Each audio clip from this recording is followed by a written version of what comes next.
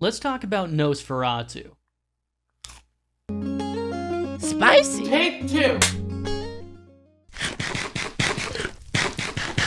Robert Iger's newest and highly anticipated remake of the classic black and white film by the same name. It shows us what would happen if Zillow actually had good customer service. So is this a worthy successor of the original? Or just another soulless cash grab?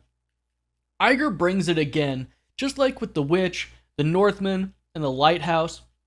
He's basically made a career out of odd, artsy horror. It's 1 part terrifying, and 3 parts, what the f*** did I just watch? His storytelling in these gothic horror films are unparalleled, and make me excited for every new release. Now he's decided to tackle one of the most iconic horror films of all time. But hey, no pressure, right? This film is starring Lily Rose Depp, Nicholas Hoult, Bill Skarsgård, Aaron Taylor Johnson, and William Dafoe. So grab your pitchforks and let's sink our teeth in. Oh, whew. The plot follows the original film with Ellen and Thomas Hutter, a married couple in Germany around the 1800s. Thomas is an up-and-coming real estate agent trying to make it as partner, and his task was selling a long and forgotten castle to the mysterious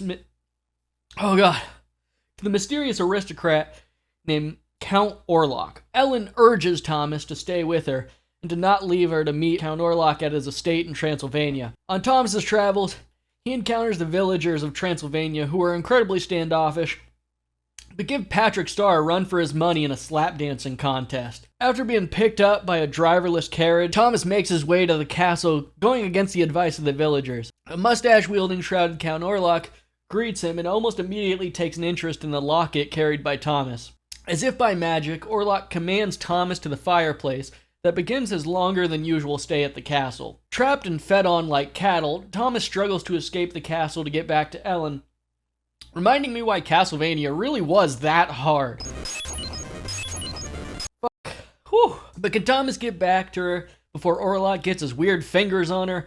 With the help of William Dafoe, the occult researcher, who's to say? If you want a full, spoiler-free version when you go watch, I'd recommend not looking up anything on the original movie, since this one pretty closely lines in with the same plot lines. Whew. My god, this movie is stunning. Robert Eggers has outdone himself, crafting a gothic dreamscape. What was I gonna say? Every frame feels like a haunting work of art. Dimly lit castles, fog-covered villages, the shadows that stretch endlessly across cracked walls. It's a visual feast that pays homage to the original, while bringing a modern intensity to the table. Eggers' subtlety in showing the monster in Nosferatu brought mystery and kept me at the edge of my seat in anticipation, while making me lean back a little bit, awaiting the upcoming terror that I knew was about to happen. Eggers' approach for showing vampires should make every other director take note.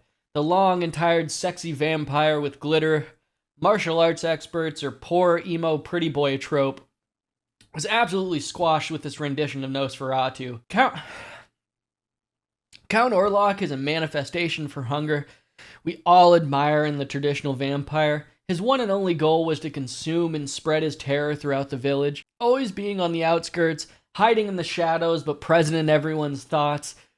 The addition of the occult summoning and secrecy in the darkness only added to the aesthetic Egger was trying to create in this film. Shout out to Bill Skarsgård, showing yet again that when it comes to horror movie villains, he stands at the top. I mean, we won't talk about The Crow, but, you know.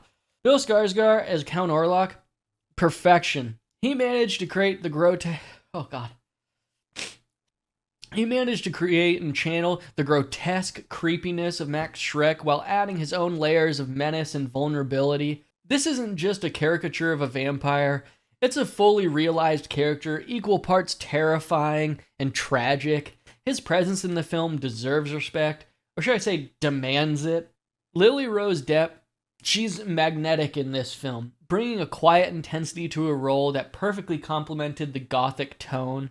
Her performance is layered, innocent, and vulnerable, but with an underlying strength that makes her a compelling modern take on the classic heroine.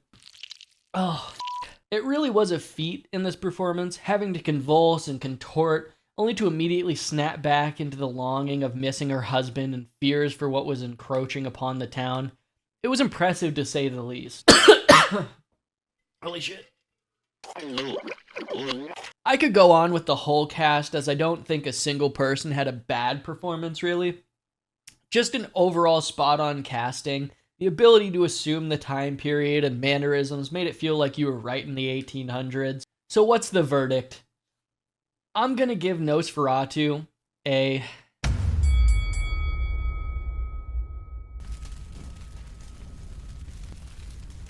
8 out of 10. The pepper would have been a ghost pepper, but I couldn't find one, so it's gonna be a habanero. Or should I say 2? Nosferatu isn't just a good remake, it's a great one. Robert Iger takes the essence of the 1922 classic and elevates it with stunning visuals, phenomenal performances, and a story that respects the roots while feeling fresh and relevant. If you're a fan of gothic horror, this is a must-watch, and if you're not, well, it might just turn you into one. Let me know your thoughts on Nosferatu in the comments below. Did it creep you out? Was it just a shadow of its former self of the 1922 classic? Don't forget to subscribe and hit that notification bell for videos just like this one. Thanks for watching, and I'll see you in the next one. Woo!